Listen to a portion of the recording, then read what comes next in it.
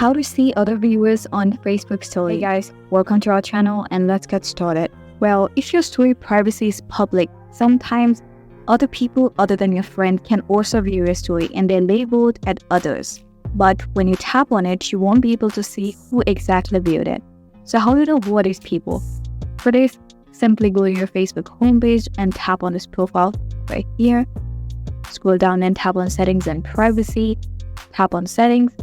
Now from the settings page, scroll down and under audience and visibility section, tap on stories. Next, tap on story privacy.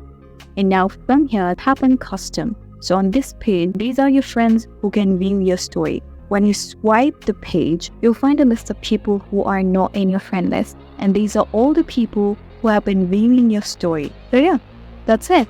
So I really hope you found this video helpful, and if you did, please make sure to hit the like button and subscribe to us for more great content. Thanks for watching.